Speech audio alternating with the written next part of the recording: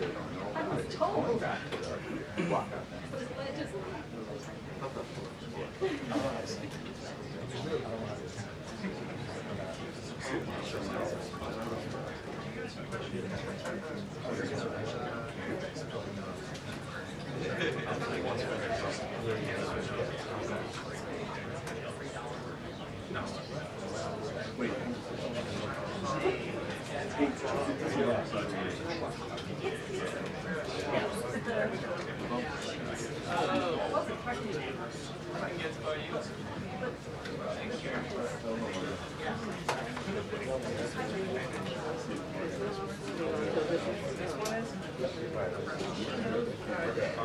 is like 1970, so one of those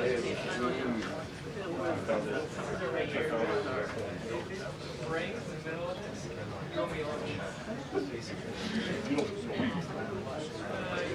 Yeah, I'm still gonna have to do it.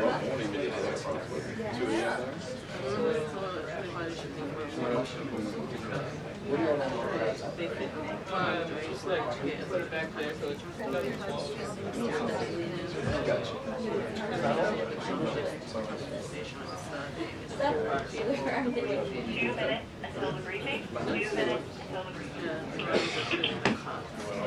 I don't like saying what you have guys are shooting, so I try not to hear the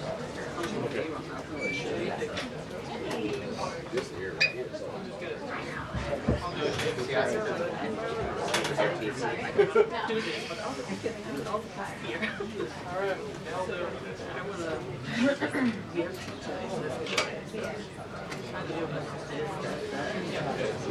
White shoes is right here. You can't see me. Thank you. Yeah, that's not so serious. So all those people over there. I'll see them from here.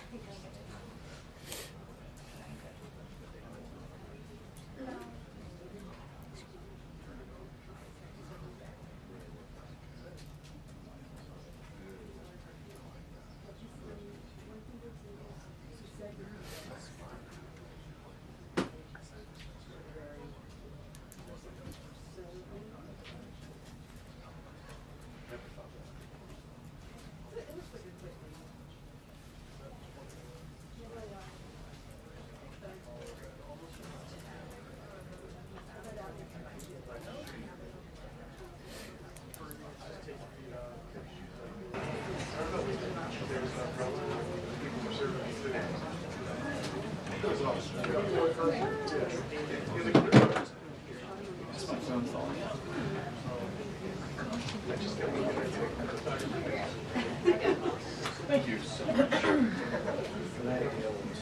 You were safe.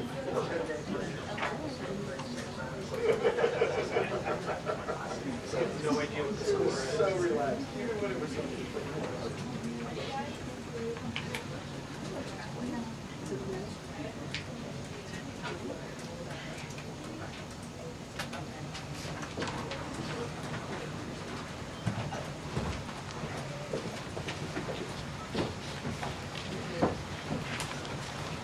Good afternoon, everybody. Good afternoon. How are we today? Good. During his inaugural address, President Trump promised that America would be a manufacturing nation once again, and liberal pundits mocked him for it. But those critics were proven wrong once again. On the heels of President Trump's Oval Office meeting with Apple CEO Tim Cook last week, Apple just announced its largest ever commitment to American jobs and industry, with plans to spend and invest more than $500 billion in America over the next 4 years. Over the course of the current Trump administration, Apple plans to hire around 20,000 new workers, creating high-paying jobs right here in America. And the investment isn't limited to one specific region of our country. Apple teams and facilities will expand all over our country, in Arizona, California, Iowa, Nevada, North Carolina, Michigan, Oregon, Texas, and Washington. With President Trump in charge, America is open for business. Apple CEO Tim Cook said it best in the company's announcement: "We are bullish on the future of American innovation." On top of this incredible Apple announcement, President Trump already announced more than $1 trillion in pledged investments into the United States. And on another important note that the American people entrusted President Trump to fulfill, this administration's efforts to seal the border continue to prove extraordinarily successful. In President Trump's first month back in office alone, illegal border crossings hit lows not seen in decades, down 94% over the past year, while interior arrests are up 134%. And this past Saturday, this is a significant statistic that I wanted to share with all of you, there were only 220 illegal border crossings on Saturday. This is a 15-year low. Think about that in comparison to the amount of illegal border crossings we saw under the previous administration. Fox recently reported that a San Diego migrant shelter is closing its doors after saying they have not received new asylum-seeking families or individuals since January 20th. We all know what happened on January 20th, don't we? And yesterday, New York City Mayor Eric Adams announced that the massive Roosevelt Hotel migrant shelter in Manhattan will shut down in the next few months. We're also seeing a reverse migration effect. There are now verified reports from the Associated Press of migrants abandoning their journey to the United States and heading back home. This is the first time the Border Patrol has received these reports since 2020, during President Trump's first term. The returning migrants claimed in interviews that the new heavy security posture adopted by the Trump administration was a significant reason for their decision to return to the countries of their origin. Overall, the American people continue to overwhelmingly give President Trump very positive remarks. Nearly every one of President Trump's policy initiatives are receiving strong majority support, and I have noted that in every briefing since Inauguration Day. 81% of Americans support deporting illegal migrant criminals from our nation's interior. 76% of Americans support the DOJ-led efforts of a full-scale investigation to find and eliminate fraud and waste in government expenditures. Again, this is from a Harvard-Harris poll, a very legitimate pollster. 76% of Americans support closing the border. 69% of Americans support President Trump's common-sense efforts to ban men from women's sports. As you all know, we celebrated that executive order at the White House a couple of weeks ago. 65% of Americans support the president's efforts to eliminate all preferences by race in the hiring and awarding of government contracts, which is another pledge that DOJ is working hard to fulfill. And 61% of Americans, vast majority, support the president's plan for reciprocal tariffs to ensure that other countries are treating us the way we have always been treated. Despite what many Democrats and media members want you to believe, the Trump agenda is not only necessary, but it is overwhelmingly popular. Why? Because it's driven by common sense. And finally, as you all saw yesterday, a federal judge denied the Associated Press's emergency motion for a temporary restraining order against myself, our Deputy Chief of Staff Taylor Budowich, and our Chief of Staff Susie Wiles for our decision to remove the Associated Press from the White House press pool for certain and special events. The judge's ruling, upholding our decision to deny the Associated Press such privileged access, reinforces the truth. And it reiterates what I said from this podium last week when that suit was filed. Asking the President of the United States questions in limited spaces such as the Oval Office in Air Force One is a privilege that unfortunately has only been granted to a few. It is not a legal right for all. The Trump administration has already proven to be the most transparent ever, and this president, the most accessible in history. This is evidenced by President Trump's daily press conferences in the Oval Office, where he takes many questions from the journalists who have the honor and privilege of standing before the beautiful Resolute desk. The president and this entire White House are committed to ensuring the American people continue to receive this same level of historic transparency, access, and visibility. In fact, we want to double down and give even greater access to the American people. We want more outlets and new outlets to have a chance to take part in the press pool, to cover this administration's unprecedented achievements up close, front and center. As you all know, for decades, a group of DC-based journalists, the White House Correspondents Association, has long dictated which journalists get to ask questions of the President of the United States in these most intimate spaces. Not anymore. I am proud to announce that we are going to give the power back to the people who read your papers, who watch your television shows, and who listen to your radio stations. Moving forward, the White House press pool will be determined by the White House press team. Legacy outlets who have participated in the press pool for decades will still be allowed to join, fear not, but we will also be offering the privilege to well-deserving outlets who have never been allowed to share in this awesome responsibility. Just like we added a new media seat in this briefing room, legacy media outlets who have been here for years will still participate in the pool, but new voices are going to be welcomed in as well. As part of these changes, we will continue the rotation amongst the 5 major television networks to ensure the President's remarks are heard far and wide around this world. We will add additional streaming services which reach different audiences than traditional cable and broadcast. This is the ever-changing landscape of the media in the United States today. We will continue to rotate a print pooler who has the great responsibility of quickly transcribing the President's remarks and disseminating them to the rest of the world. And we will add outlets to the print pool rotation who have long been denied the privilege to partake in this experience, but are committed to covering this White House beat. We will continue to rotate a radio pooler and add other radio hosts who have been denied access, especially local radio hosts who serve as the heartbeat of our country. And we will add additional outlets and reporters who are well suited to cover the news of the day and ask substantive questions of the President of the United States, depending on the news he is making on that given day. This administration is shaking up Washington in more ways than one. That's what we were elected to do. As I have said since the first day behind this podium, it's beyond time that the White House press operation reflects the media habits of the American people in 2025, not 1925. A select group of DC-based journalists should no longer have a monopoly over the privilege of press access at the White House. All journalists, outlets, and voices deserve a seat at this highly coveted table. So by deciding which outlets make up the limited press pool on a day-to-day basis, the White House will be restoring power back to the American people who President Trump was elected to serve.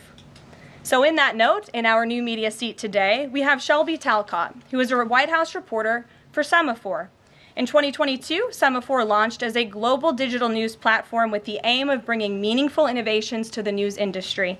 Today, they have nearly 1 million newsletter subscribers spanning 11 separate editions.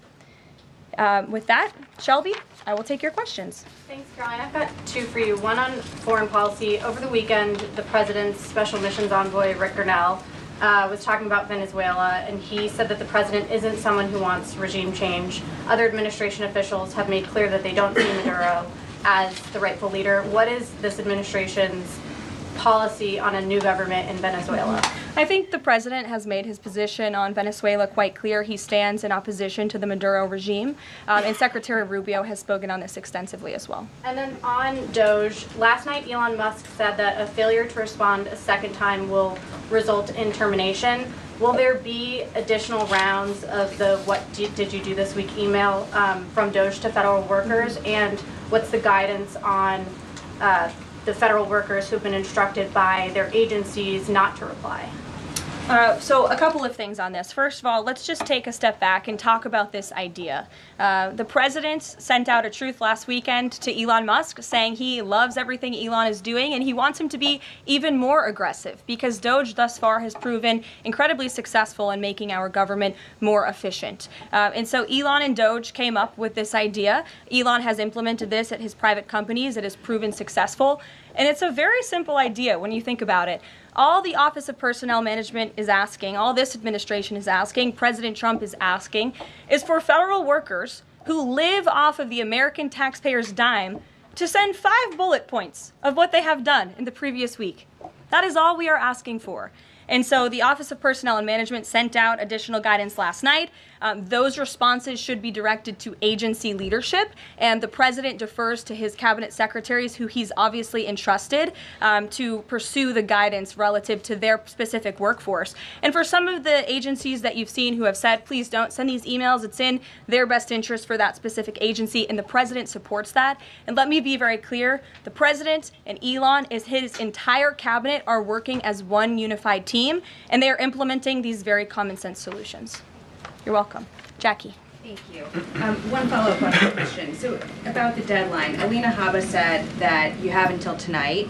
Elon Musk said a failure to respond a second time would result in termination. So is that a real deadline?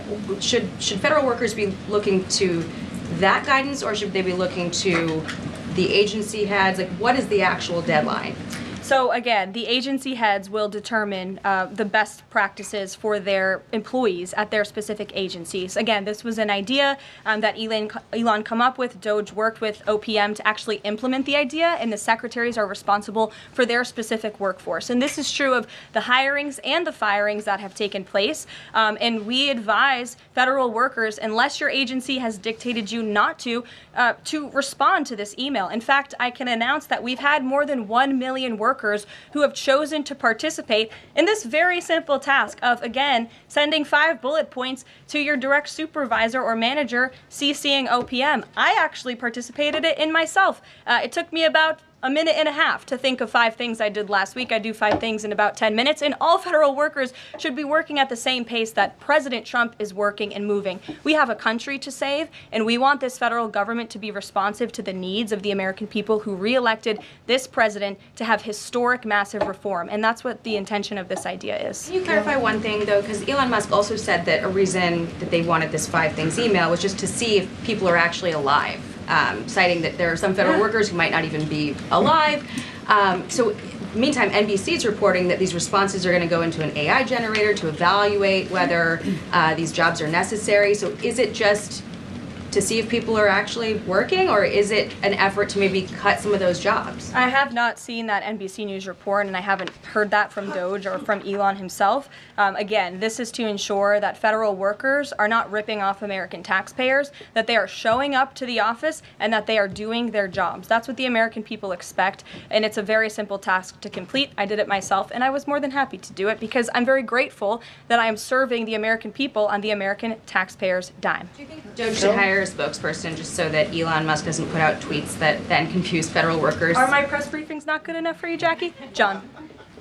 Carolyn, thank you. In the ruling by Judge McFadden yesterday, who dismissed the lawsuit that AP brought against yourself and your team members here, President Trump, in there he said, why not just do away with the entire White House Correspondents Association along with it, because essentially they have no authority, they just usurped it. What is your reaction to that?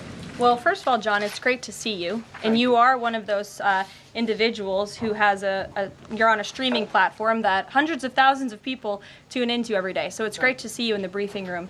I did address that actually in my opening remarks by announcing that the White House press team in this administration will determine who gets to enjoy the very privileged and limited access in spaces such as Air Force One and the Oval Office. There are, as you know, look at this room, hundreds of journalists who show up to this building every single day and are not granted that luxury of flying on Air Force One and asking the President of the United States questions. And so we want to ensure, again, everyone has a seat at that highly coveted table. But alas, the legacy media outlets who have been doing this for quite some time and have invested resources into covering the White House, their spots will remain, just like they have in this briefing room as well.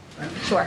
Steve. Could you give us an update on the negotiations around the Ukraine minerals deal, and when is President Zelensky going to come visit? So the president talked at length about this yesterday, the critical minerals deal with President Macron, and in the more than hour-long press conference he gave all of you in the Oval Office himself. There hasn't been significant updates since the president's remarks last night, but I will just reiterate his position. It's critical that this deal is signed. He expects President Zelensky to sign a deal. This is to recoup American tax dollars that have been funding Ukraine's national defense. And it's also great for the Ukrainian people who have been put through hell because of this war, and it will create a lasting economic partnership as Ukraine will need to rebuild their country because of this brutal war. And just to follow, is Steve Witkoff delayed his trip to the Middle East so he can concentrate on this minerals deal? I don't want to comment on Mr. Witkoff's travel plans or read anything out just for obvious reasons, but he, remains very much working. That man is working around the clock to secure this deal with Russia and Ukraine alongside Secretary Rubio and Secretary Bessent, General Keith Kellogg. He's also working very hard to secure a peace deal in the Middle East as well. So God bless him, and he's working alongside the president every single day. Sure. Thanks, Caroline. The president's executive order creating DOGE called for the naming of a DOGE administrator. Who is the DOGE administrator? So the president tasked Elon Musk to oversee the DOGE effort. There are career officials and there are political appointees who are helping run DOGE on a day-to-day basis. There are also individuals who have onboarded as political appointees at every agency across the board to work alongside President Trump's cabinet to find and identify waste, fraud, and abuse, and they are working on that effort every day. So is Elon Reagan. Musk the administrator? Reagan. Thanks, Caroline. I have two for you today, one on the border wall and one on the DHS investigation. Sure. First on the border wall construction has restarted in Texas and California under contracts awarded under Trump's first term. Is the president looking to secure new contracts, and how is he defining success in terms of border wall construction this administration? The border wall is a signature promise of President Trump's campaign. He talked about it way back in 2015 and 2016, and people laughed at him for bringing up this idea. It's proven to be not only an idea that he delivered on in his first term and continues to deliver on in his second term, but it's also proven to be highly effective. In fact, we know where there were parts of President Trump's border wall built and standing under the previous administration, illegal border crossings dropped 87% where there was a border wall. So the wall is an incredible deterrent factor for illegal migrant caravans. The president is committed to the continuation of the construction of the wall. And the previous administration actually sold off the resources that the Trump administration secured to build the wall. And that's an egregious misuse of the American taxpayers' money. They just let those resources rot on the southern border. They actually sold them for pennies on the dollar. So this administration, DHS and ICE and Customs and Border Patrol and Tom Homan and all of the great people who are working on this effort are committed to continuing the construction of President Trump's border wall. DHS investigation into people who might be leaking within the administration. Will the White House release the names of the individuals that DHS Secretary Noem said were caught leaking details of the ICE raid? And can you share how many leakers have been caught so far and what agency they were a part of?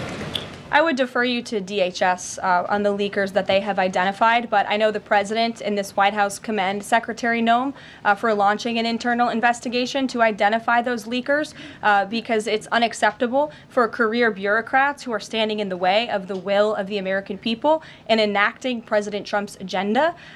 If they don't want to adhere to the will of the 77 million Americans who reelected President Trump, then they should go find another job. And if they continue to leak information, especially information that is critical to protecting Border Patrol agents and ICE agents who are out there doing jobs that not many people are willing to do, putting their lives on the line to protect our national security, then those individuals absolutely should be fired. And this administration is committed to finding them.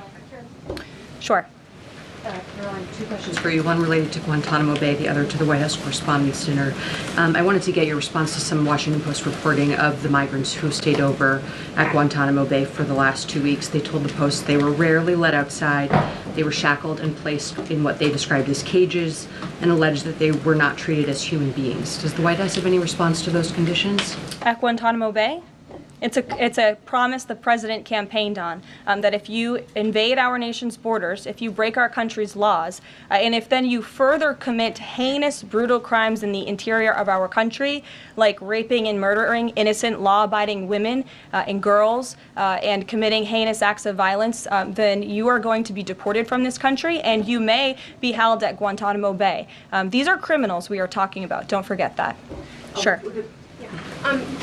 So U.S. consumer confidence fell this month, the most since August of 2021. What is your message for Americans who are concerned about the impact of things such as tariffs on prices? Yeah, sure. Well, thank you for that question. It's obviously an important one.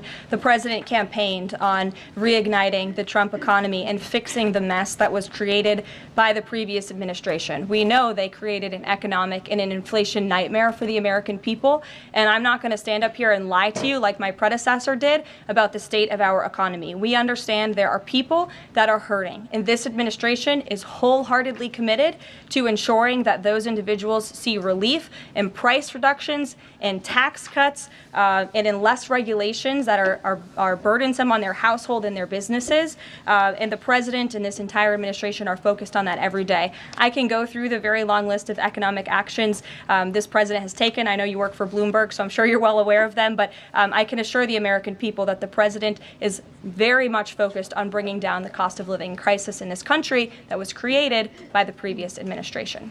I just have a quick follow-up.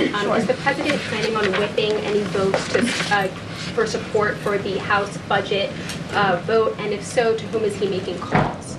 I'm not aware of any calls that he has made. I did talk to the president about his position on this just before coming down here, and he said that he's made it very clear to the Hill what his priorities for a budget are. He's said it to the Speaker of the House. He said it to Leader Thune. The Senate and the House know what President Trump wants and know what the American people want. And so he expects Congress to get it done. He's looking at the proposal from the House. He will also be looking at the proposal that I believe the Senate is drafting up as well. Sure. Thank you, Caroline. I have two questions. Does the United States, I'm sorry,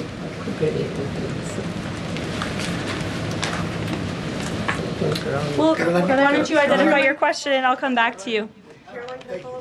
Sure, go ahead. Thank you.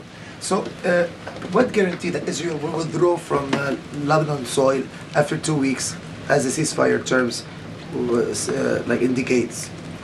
I'm not sure about the guarantee that you're referring to. I can tell you that this administration remains very much engaged. We know the deadline for the Phase 1 ceasefire is imminent. So Steve Woodcock, whom I mentioned earlier, and the president's administration and his team and the president himself remain very much engaged. We want to see the ceasefire continue, and the president has made it very clear he wants to see all of the hostages who have been held in captivity in Gaza returned home. Jeff. Carolyn, I was wondering if, is Elon Musk going to attend the president's first cabinet meeting tomorrow? He is, as a matter of fact. I spoke to the president about that before coming down here as well. And Elon, considering he is working alongside the president and our cabinet secretaries, this entire administration will be in attendance tomorrow just to talk about DOJ's efforts and how all of the cabinet secretaries are identifying waste, fraud, and abuse at their respective agencies. We look forward to the meeting tomorrow, and I think you'll be hearing from the president and his cabinet where they're on campus tomorrow. I hope you guys are excited. So some of those cabinet members were caught off guard by the email from Saturday. Nobody was caught off guard.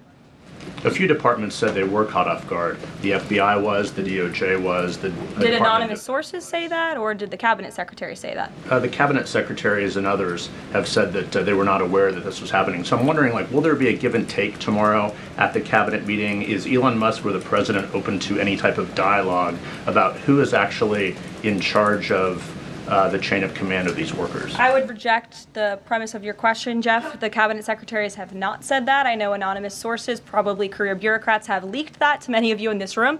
But as I said at the beginning of this press conference, everybody is working as one team, and the president respects the decisions of his cabinet secretaries to tell their staff, not to respond to that email because they did so out of interests of national security, and they don't want to obviously risk confidential information. It's pretty common sense. Dasha. Musk has obviously been doing a lot of work. He's been working every day, and a lot of the time weekends. He is designated as a special government employee, which means that he can only work 130 days per year. Is the White House expecting him to limit his work to 130 days, or are you going to work around those rules? Do you want to see him extend beyond the 130 days? So today is February 25th, so I think we've been here about 35 days, roughly. So ask me in another 100 days. Daniel.